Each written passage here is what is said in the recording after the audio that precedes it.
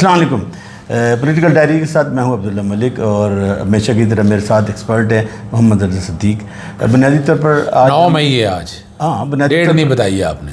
हाँ, आज 9 मई है और अब बात करेंगे कल जो एक सानिया हुआ लाहौर में और एक जो बड़ा तारीख़ी सेमिनार था इस्लामाबाद हाई कोर्ट में। इस्लामाबाद सुप्रीम कोर्ट की जो बिल्डिंग है, जो उनका ऑडिटोरियम, उसमें और 9 मई के वाले से गुफ्तगू करेंगे।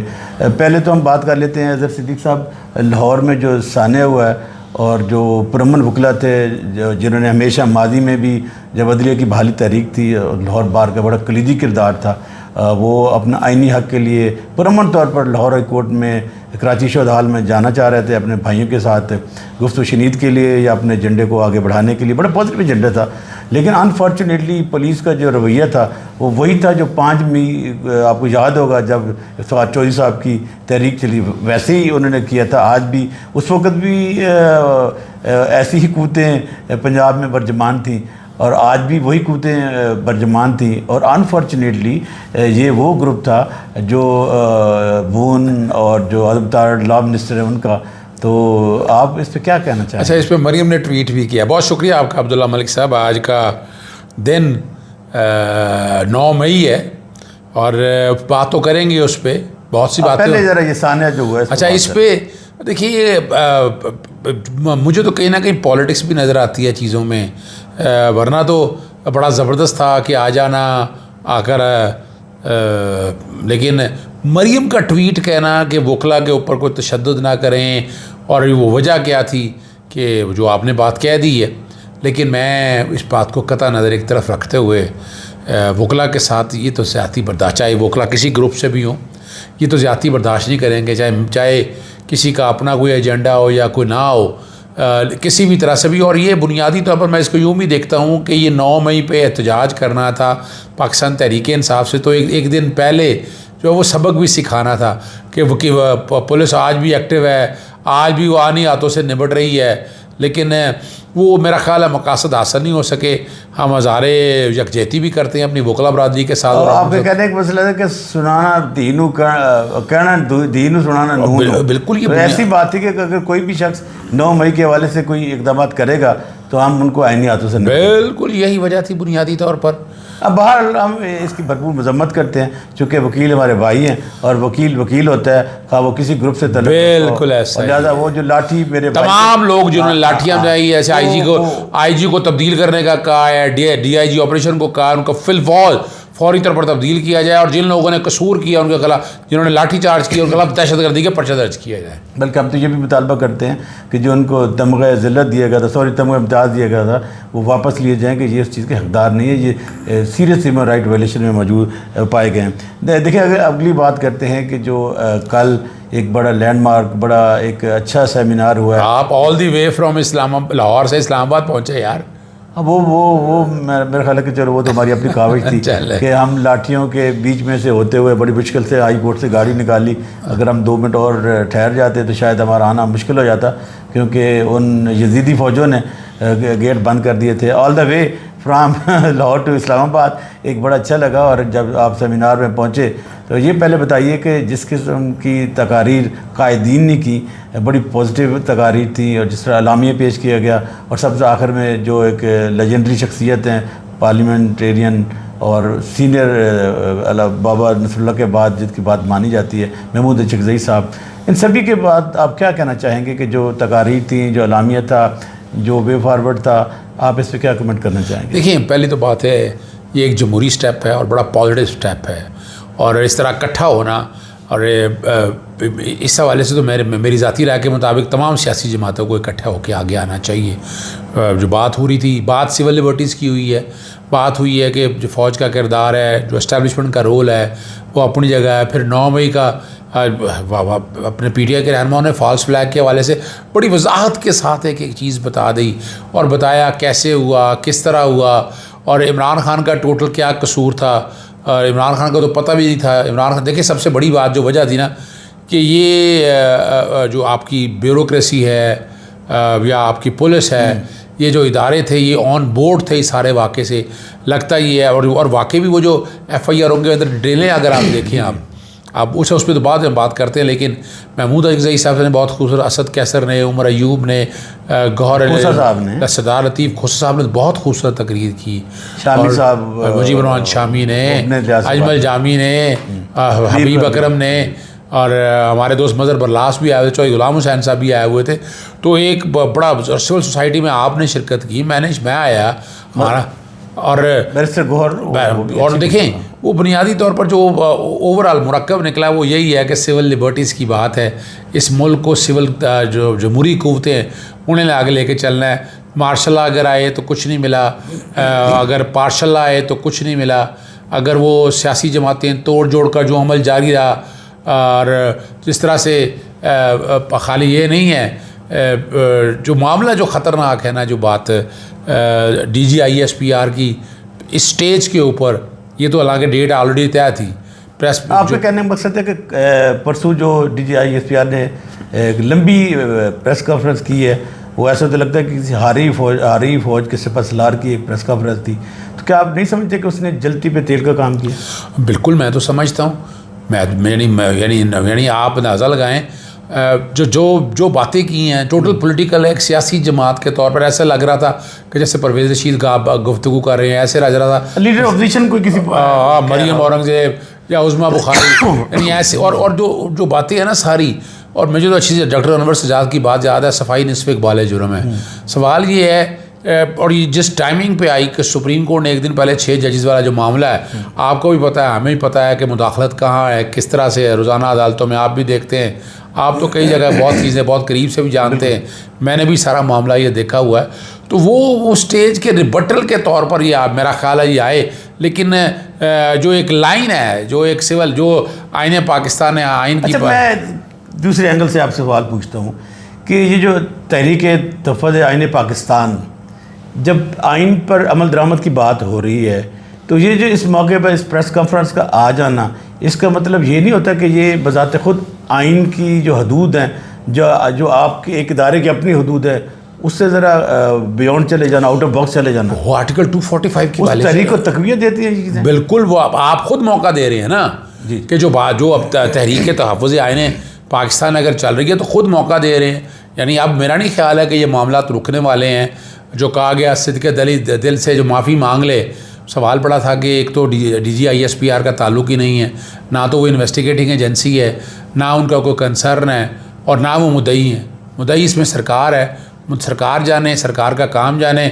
और फिर उसमें वो सवालात उठाना, वोट की परसेंटेज इतनी थी, इतने लोगों का था, क्या मकसद है कहने का? खत लिखने वाला यानी, और IMF का, अच्छा IMF के पूरे खत में कर्जा ना देने के वाले से तो बात ही कोई नहीं है, यानी कम से कम पढ़ ही लेते हैं। आज PTI के चेयरमैन ने बड़े क्लैरिटी के साथ कहा कि वो जो खत लिखा गया था उसमें कोई ये तो पाकिस्तान को कर्जा कम देना या ना देना, हम तो खत लिखा ही नहीं है।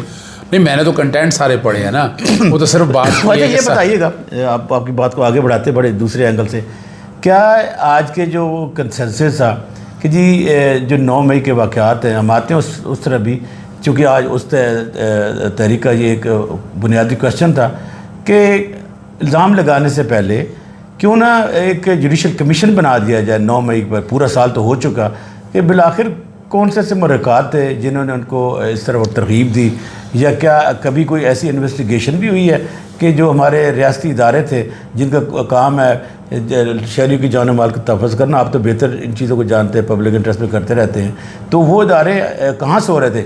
उस सवाल को क्या आज तफ़वीह नहीं मिली कि हमारे सैकड़ों लॉयर जब बाहर निकलने की कोशिश कर रहे थे तो रियासत ने जबर के साथ, ताकत के साथ उनको कुचलने की कोशिश की, तो 9 मई को ये क्यों नहीं हो सकता था? ये बड़ी ज़बरदस्त बात आपने कही है, और ये बड़ा एक अहम सवाल है। लॉयर्स मूवमेंट में 2007 में हम कोर कमांडर हाउस 10 से 12 दफ़ा मेरा ख्याल है, मुझे याद पड़ता है, गए हैं।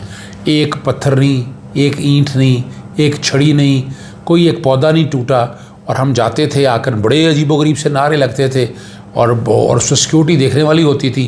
यानी अभी भी ये सवाल है कि ज़मान पार्क से लेकर पूरा टाइमिंग अगर देखा जाए, लिबर्टी मार्केट से वहाँ तक जाने पे, और फिर ये कहा गया उनकी एविडेंस में कि जनाब पुलिस वालों को ख़बर हो गई थी 2 दिन पहले, तो जब आपको ख़बर हो गई थी तो आप तो बराबर के कसूरवार हैं, जुर्म तो आपके ऊपर ही बनता है।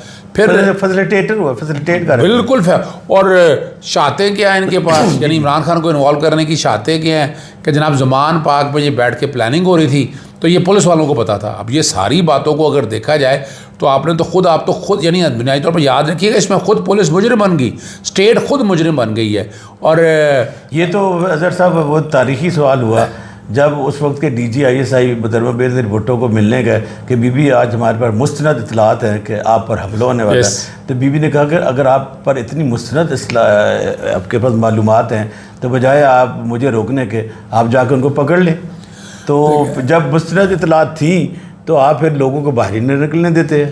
2 दिन पहले आपको याद होगा 25 मई का याद होगा, पिछले साल, उससे पिछले साल की बात हो रही है, मई 2022 की, जब लाहौर से और वो इस्लामाबाद पहुंचना था, मार के अदबुआ कर दिया था, आंसू गैस शेल हर गली में, वो बेचारी डॉक्टर यस्मीन राशिद की गाड़ी तोड़ी थी, ये सारा। तो यानी आपने उस वक्त भी तो रोका था ना। तो इसका मतलब है कि आप भी यही इस चीज़ के नहीं, मैं एक जो बातें कहना चाह रहा हूँ, देखिए हम पहले दिन से एक बात अब्दुल्ला साहब कह रहे हैं कि जुडिशल इंक्वायरी, मैं पहला आदमी कि जिसने वो जुडिशल इंक्वायरी का जो बात की। एक और बात, हम तो ख़त भी लिखा था, फिर हमने एक और बात, मैंने 5 जून 2023 में इस्लामाबाद में जब ये वाक़या हो गया था तो मैंने ये बात कही थी कि पाकिस्तान को मिसाक़ पाकिस्तान की ज़रूरत है, तमाम सियासी जमातें इकट्ठी हो, सिर्फ एक सियासी जमात को कुचलने की कोई।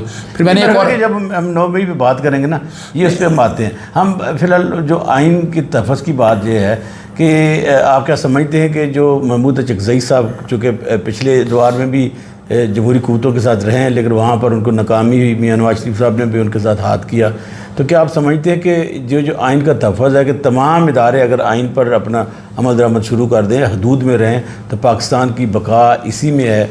तो क्या आप समझते हैं कि ये एक वो तहरीक है जिस पर कोई शख्स जखा वो कानून का तालिब इल्म हो, किसी सियासी जमात, इस पर किसी को इनकार नहीं कर सकता। याद रखिए मौलाना शरानी साहब भी आए हुए थे, उन्होंने भी ये बात की, और मैं ये समझता हूँ कि आईने पाकिस्तान पर अमल दरामद करने के लिए हर एक ने कसम खाई है, पर उस पर अमल नहीं हो रहा। इस सोशल कॉन्ट्रैक्ट सिमरानी मुआहदे पे वो साइड पे रख दिया है और हर कोई अपना एजेंडा लेकर चल रहा है।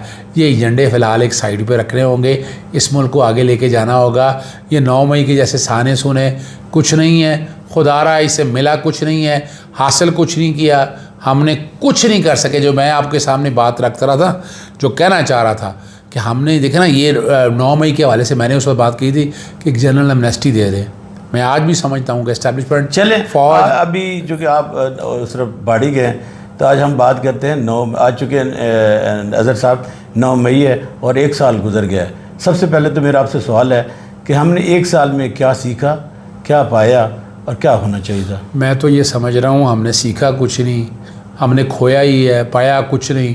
हम उससे पत्थरों के दौर में चले गए हैं कि हम ना क़ुव्वत से चाहते हैं सारे मसाइल हल हों, ना गुफ्तो शरीत से, ना जमहूरी रवायात से, ना और सुलह हुदैबिया का अगर वाक़या अगर आप सामने रख कर देखें, तो मैं इसी चीज़ को सामने रखते हुए मैंने बात की थी कि जनरल एमनेस्टी की पाकिस्तानी फ़ौज को या एस्टैब्लिशमेंट को कि फ़ायदा होना था कि वो बजाय ये कहने के कि आप सिद्क़ दिल से माफ़ी मांग लें, जो ये DGISPR के 9 मई के हवाले से वो कहते हैं कि हमने एमनेस्टी दे दी है पूरी कौम को, जिन कौमों ने कहा हम उन्हें माफ़ करते हैं। आपने देखे ना मोहतरमा बेनज़ीर भुट्टो की शहादत के तौर पर कितना कुछ हंगामे हुए थे, और माल टाउन साने के अंदर आपके सामने क्या कुछ नहीं हुआ। तो हमें आगे चलना है। लेकिन देखिए ना अजहर साहब, वो कहते हैं ना, जाने न जाने गुली न जाने बाग तो सारा जाने। ये तो पूरी 25 करोड़ आवाम समझती है कि जिस भोंडे अंदाज में इस केस को चलाया गया, लेकिन जो समझने वाले हैं उनको समझ क्यों नहीं आ रही?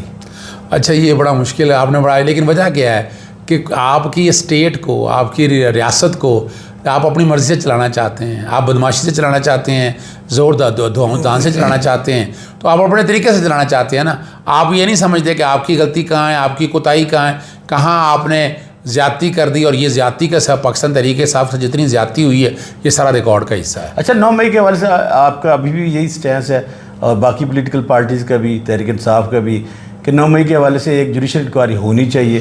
तो फिर गवर्नमेंट, अभी तो ये जो किराए की गवर्नमेंट आई है, यही शर्म खा जाए और ये कहे कि हम पार्लिमानी एक बना देते कमेटी, और वो उस तरह के पार्लियामेंटेरियन का एक होता है इस्तेकाक, तो क्यों नहीं ये स्टेप्स आगे लेती? क्योंकि एक कंसेंसस आ रहा है कि होना चाहिए, रिकन्सिलिएशन होनी चाहिए, जुडिशल कमीशन बनना चाहिए, अब एक लूली लगड़ी जमहूरियत है, चले जैसा भी है, क्या उनको ये चाहिए नहीं कि मुल्क को आगे बढ़ाने के लिए, एक रिकन्सिलेशन को आगे बढ़ाने के लिए एक जुडिशल कमीशन ही बना दें? देखिए, हम ये असूली तौर पर तो बनता है, जो मर्ज़ी आप, यानी आज उन्होंने ये कह दिया, साथ उन्होंने क्या कहा था कि जनाब आप 2014 के धरने करें, आप IMF के हवाले से बात करें, आपने इतनी बातें कर दी, सब सियासी बातें थी, लेकिन 9 मई का जुडिशल कमीशन बने, रोकना है आइंदा से। देखें TO उसका फ़ायदा क्या होगा, आइंदा से ऐसे हादसात, आइंदा से ऐसे सानहे रोकना है। कल ये बातों को करना कैसे है, पुलिस फोर्स ने जो जाती हैं, जो ना कर सकी, जो एजेंसीज़ और जो फोर्सेस ने अपना किरदार ना अदा कर सकी, उनके ऊपर भी लायबिलिटी फ़िक्स कर रही हैं। और उसके अलावा कई लोग जो उस दिन शहीद हुए हैं, कई जो लोग उस दिन मरे हैं, बहुत से लोग ऐसे हैं कि जिनके बारे में अभी तक जो डिटेलें सामने नहीं हैं, क्या कुछ हुआ, किसने गोलियां मारी, कौन थे वो लोग। तो दो तस्वीर के दोनों रुख तो आने बहुत ज़रूरी हैं। और इसीलिए मैं एक बात और बता दूं आपको, जिसमें बार बार मैं कह रहा, ये भी थोड़ा इसमें ऐड कर दीजिए, क्या आप समझते हैं कि जो पंजाब पुलिस है ये भी किसी ऐसे साजिश में शामिल हो सकती है? बिल्कुल जी, यही तो तहकीक होना बड़ा ज़रूरी है। राणा सनाउल्लाह साहब थे ना, देखिए ना, आपको याद होना चाहिए माल्डोन सानिया में कौन था उस वक्त भी, यही थे। लेकिन उस वक्त पुलिस ने क्या किया था, फुटेज भी अवेलेबल। तो ये देखे ना, यहाँ भी ये बात हम है, तो उस ट्रिब्यूनल का हिस्सा थे। देखे ना, हमने तो बाकायदा इंक्वायरी। मैं जो बात कहना चाह रहा हूँ ना, कि ये 9 मई के सानिया से आगे निकलना है। आगे कैसे निकलना है? पाकिस्तानी फ़ौज का, इस्टेब्लिशमेंट का ये बड़ा इज़्ज़त और वक़ार बहाल होगा। जनरल एमनेस्टी की बात करें, आप ये माफ़ी मांगने छोड़ दो, कहें ये छोड़ दें सिद्क़ दिल से माफ़ी मांगने के एलिमेंट को, जनरल एमनेस्टी की तरफ जाएँ, आगे लेके जाएँ। आप अपना काम करें, इस्टेब्लिशमेंट सियासतदानों को अपना काम करने दें, जमहूरियत को चलने दें, अगर आप चाहते हैं। अगर आप नहीं चाहते तो फिर 9 मई के इस तरह के साने। अच्छा, अगर ICR इस किस्म की स्टेटमेंट दे दे कि ये कौम के बच्चे थे, गुमराह हो गए थे, और यकीन है कि उन्होंने 1 साल में अपनी कोताहियों पर नज़रसानी की होगी और फ्यूचर में इस किस्म के इक़दाम से गुरेज करेंगे, और जो सियासी लीडरशिप के फ़ैसले हम सियासत पे छोड़ते हैं, हम आइंदा के लिए सियासत से करारा कसी इख्तियार करते हैं और इन तमाम मामलात पर मौजूदा हुकूमत और इमरान खान और बाकी पोजीशन में छोड़ते हैं, मिल बैठ के मुल्क के लिए सोचें, तो क्या ये इस स्टेटमेंट से फ़ौज का इमेज बढ़ेगा? बिल्कुल बढ़ेगा। मैं तो 5 जून 2023 से ये बात कर रहा हूँ। मैंने बड़े प्रोग्रामों में बात की है, मैंने TV चैनल्स पर ये बात की, और मैं आज भी बात दोहराता हूँ। इससे सांप भी मर जाएगा, लाठी भी नहीं टूटेगी। वो जो बच्चे हैं, जो मासूम लोग हैं, उनकी ज़िंदगियाँ आसान हो जाएंगी। वो जो जेलों में हैं, मिलिट्री कोर्टों के अंदर बैठ के ट्रायल देख रहे हैं, उनकी ज़िंदगी आसान होगी, कौम आगे जाएगी। और ये चीज़ें आगे जाने को भीख मांगने की बात नहीं है, बड़ा दिल करना चाहिए। अगर नहीं करेंगे आप, तो फिर आप देख रहे हैं जुडिशल कमीशन अगर बनता है, फिर क्या कुछ होगा, बहुत सी चीज़ें खुलेंगी। मेरी तो ज़ाती राय इसमें यही है। चलिए, एक सवाल आपसे और पूछ लेते हैं, चूँकि आप मीडिया पे जाते हैं, क्या आप समझते हैं कि जो मीडिया के सीनियर और सीजनल एंकर्स हैं, उनको एक पॉजिटिव रोल अदा करना चाहिए, बजाय वो एक जलती पे तेल का काम करें? लोग करते भी हैं, और जो मुख्तलिफ़ किस्म की सोच रखने वाले परवरदा लोग आके बैठते हैं, जो किसी कारी करते हैं, उसके बजाय अगर वो एक पॉजिटिव सिमट लें और एक पॉजिटिविटी को ब्रिजिंग करें, तो इससे क्या चीज़ें बेहतर हो सकती हैं? इसमें तो कोई शक नहीं है। गरीदा फ़ारूकी जैसी, आसमा शराजी जैसे, हामिद मीर जैसे, हामिद और अपना शाहजेब खानज़ादा ले लें, जिनमें भाई जो 3 लोग में नाम जो मैंने लिए हैं, ये नेगेटिव कैंपेन करते हैं। हाँ, ये लोग नहीं, मैं समझता हूँ जो पॉजिटिविटी की तरफ जाते हैं। मीर अच्छी बात, सुहेल बड़ाच है, हामिद मीर है, शामी साहब हैं, हबीब अकरम है, चौधरी गुलाम हुसैन है, जामी साहब हैं, शहजाद इकबाल है, और उसके अलावा बहुत से ऐसे एंकर हजरात हैं जो पॉजिटिविटी की बात करते हैं। मेरा जहाँ तक ख्याल है, प्यार और मोहब्बत बांटना चाहिए, और ये जो नफ़रतों के बीज है ना, ये ख़त्म करें। सियासी जमातों का एजेंडा हमने देख लिया, आप जो कुछ करना चाहते थे वो हो नहीं सका, बड़ी बुरी तरह पिट रहा है। इसराइल पूरी दुनिया में बुरी तरह से पिट रहा है, अमेरिकी पॉलिसीज़ पूरी दुनिया से पिट रही हैं, और वो वक्त दूर नहीं है जब ये जो बाइडेन इंतज़ामिया ने जो पॉलिसी ली हैं, उसने दुनिया का सत्यानाश कर दिया, पाकिस्तान का भी उसी तरह से किया है। ये यानी आप कहने का मकसद ये है कि ये जो पॉलिसियाँ पिट रही हैं, इसका आगाज़ पाकिस्तान से हो गया था। बिल्कुल हो गया था, और अब ये रोकना है। 8 फरवरी का ये इलेक्शन इस बात का सबूत है, वो यानी वो। साहब, हमारी बात बहुत लंबी हो गई है, तो आपके पास चूँकि लॉजिक और पॉइंट बहुत ज़्यादा हैं, आप चूँकि पब्लिक इंटरेस्ट में काम करते हैं और दर्द दिल रखते हैं और हमेशा आपने पॉजिटिव बात की है और मुल्क की बात की है, तो आपको बहुत शुक्रिया। नाज़रीन, आपने देखा कि अज़हर सिद्दीक़ साहब ने किस अंदाज में एक पॉजिटिविटी के साथ वे फारवर्ड दिए। अल्लाह ताला करे कि ये सोच और समझ हमारी इस्टेब्लिशमेंट को भी आ जाए और वो मुल्क का जो एक आईना है वो और जो एक सोच है उसको समझे, और जो अज़हर साहब ने राय दी है कि फ़हम फरासत के साथ इस चीज़ को एक्सेप्ट कर ले और कौम के फ़ैसले कौम को करने दे, तो फ़ौज के में बेहतर हो सकता है। और हमें अगले प्रोग्राम के लिए तब तक के लिए इजाज़त दीजिए। पाकिस्तान जिंदाबाद।